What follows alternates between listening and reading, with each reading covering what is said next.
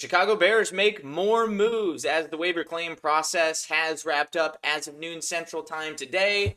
Who has been added? What surprises have happened? And going forward, what does this mean for the team? Welcome to Bears Digest, ladies and gentlemen. I'm your host, Dylan Guinzy. Thank you for joining me once again. If you have not subscribed already, please do so. It looks like 67.5% of you have not done so to get those continued rumors, news, updates as we progress into week one.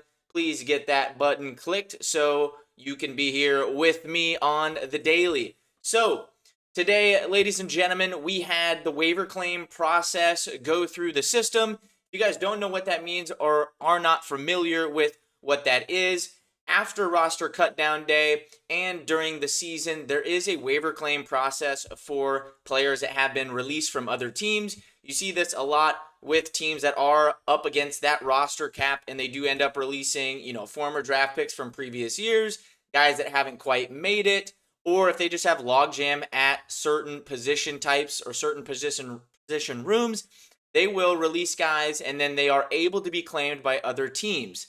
Now, the Chicago Bears have had the 10th waiver claim this offseason because that is where they finished up, and that is where they were at in the draft. And that happens all the way up until week one of the regular season. So after week one of the regular season, that waiver claim process will be different. But as of right now, the Bears are still at number 10 in the pecking order. So hopping right into it, we're just going to get to the waiver claim process and other moves. I know that image is a little bit small. If you can't see it, I'm going to go over it for everybody here so you guys can kind of visualize that. But the two folks that the Bears did claim today was Demarco Jackson, a linebacker from the New Orleans Saints, and Jaylon Jones, which is a familiar face for the Chicago Bears for the DB room. He was formerly at the Arizona Cardinals and other teams as well. But good to see Jaylon back in the fold there. We're going to have more on him here shortly, but he is a much-needed addition with Terrell Smith going down on special teams, and if you need him in the pinch, he is familiar with this team and this organization, more so the front office, not necessarily the coaching staff, but he is familiar with the Chicago Bears as he was a part of this team in the past. Released today, Scott Daly and Devin Duvernay. I know we talked about Devin Duvernay having a role yesterday on this team. I think that is still the case. What they do here is they release veteran players, at least vested veteran players, so they still have room on the roster for these claims that they had. So Scott Daly and Devin Duvernay, I don't believe that they are going anywhere. They are vested veterans, so they are not subject to these waiver claims going forward or other teams being able to pick them up. So I expect them back here shortly. Wherever that is, I'm not sure, but they are going to be back on the team in my opinion. Practice squad. This is the layout of the practice squad and where we are currently sitting with these guys on the PS squad. Maurice Alexander, Miles Boykin, Britton Brown, Steven Carlson, Xavier Carlton, Power Eccles, Luke Elkin, Trey Flowers, Jonathan Ford, Mekhi Gardner, Tano Campasone, John Marie Croma, Jordan McFadden, JP Richardson, and Ricky Stromberg. One thing that I want to note with this practice squad is no running backs, really, right? There's no, other than Britton Brown, there's no running backs here that have been added, no running backs that have been claimed, and we're still sitting here a day after yesterday's video that we covered. Our biggest areas of need were edge, opposite of Montez Sweat, some depth there, as well as running back. And we don't see that at all coming through today. So I'm not sure if they have any plans going forward at those positions, what they're looking like in that room. But as of right now, it's pretty critical to get some depth in that room. And honestly, right now, it's kind of just disappointing and flat out embarrassing.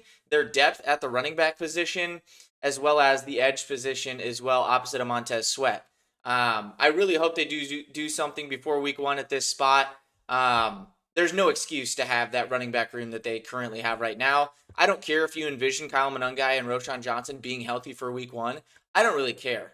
Ryan Poles likes to overrate the players that are on his roster, and those guys are just flat out not really good enough to be thrusted into a starting role if DeAndre Swift goes down for any amount of time. I love Kyle Monangai just as much as the next guy. I think he's going to be a good addition into this room to get some carries, to get some change of pace for the team, but it's hard to rest on your laurels with a guy like that when there's guys like Estime out there right now, Damian Martinez that was released from the Seahawks yesterday, other guys like that that have actually proven a little bit. Cam Akers, another one to just name another there. They have had some starting experience, not Damian Martinez, but they've had some starting experience in Akers and Estime that you can get on this team for no cost at all, just to at least give you some more depth. And if they need to get in a pinch, you're comfortable with them doing so. I would love to see somebody like Tank Bigsby for the Jacksonville Jaguars. I think they've mentioned him possibly being a trade target that they would offload because of the fullness in that room. Adding a guy like that that can complement Swift is so easy. It's kind of disgraceful to not at least ask or call or, put in just a word about trying to claim some of these guys on this team to add to the running back room. So I'm hoping that Ryan Poles and staff do have a plan there for the running back room and the edge spot, but we'll see what that is like going forward. Jaylon Jones, if you guys don't recognize, he was a Bear previously, so a familiar face here on the team. It is good to have him. I was a big fan of Jaylon Jones on special teams. I thought he did a really good job when he was with the Bears previously under Eberflus's staff. And he also does provide some good depth and familiarity with sort of man coverage schemes at the quarterback spot. So I do like bringing in Jaylon again, just having a guy that's been here before and familiar with the front office and other guys, trainers, things like that too. It's always helpful just to kind of get guys ramped up faster as we are very close to week 1. The next guy there, Demarco Jackson. Sorry, I said Jones before. Demarco Jackson is a former 5th-round pick who was with Dennis Allen the last 3 years in New Orleans. As a linebacker there, just adding more depth to the position. I think Dennis Allen put a word in for DeMarco just to get him on this team, just to get that familiar face as well. I think a common theme with these guys here is getting guys that do have familiarity with the organization or part of the staff already. That's something that they made clear with these 2 moves. So we'll see what that means going forward. I think this will be more of a special teams piece and also maybe a fill-in while Edwards is down a little bit with the injury that he's kind of going through right now. But just familiarity with how Dennis holds his defense to a high standard physically and mentally as well. I think this is a good add just for depth to bring him in and at least be competitive here on the back end as we get into week 1.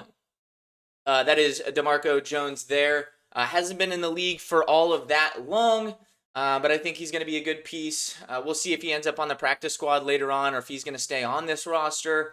But overall, depth piece that Dennis Allen is familiar with and should be a good piece going forward for the defense. So overall, guys, waiver claims went through. It was a little bit disappointing overall. I'm not too sure on the vision that Poles and co have for this running back room. That's really the only weakness other than maybe, a depth left tackle as well, but those don't come around often. I know we've seen Cam Robinson out there too.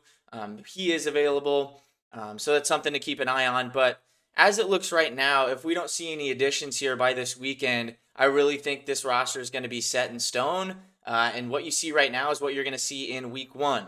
If you're asking me, I'm not very comfortable with that, as you guys know by watching the last 2 videos. So, Ryan Poles, let's get on the saddle here. Let's figure something out. There's just no excuse to not have more depth and a higher floor to this team going into week 1 with the guys that are out there and available via waiver claims and just free agents as well that were cut and the trade market as well. People trying to thin out their roster, getting a pick back is something that teams want, as you saw with the Carolina Panthers this morning. They offloaded Adam Thielen back to the Vikings, who we will see at week 1 and who the Bears are also familiar with. But their wide receiver room over there in Carolina was a little bit crowded, and they wanted more of a youth movement at the position. So they offloaded Thielen rather than, ever releasing him down the road.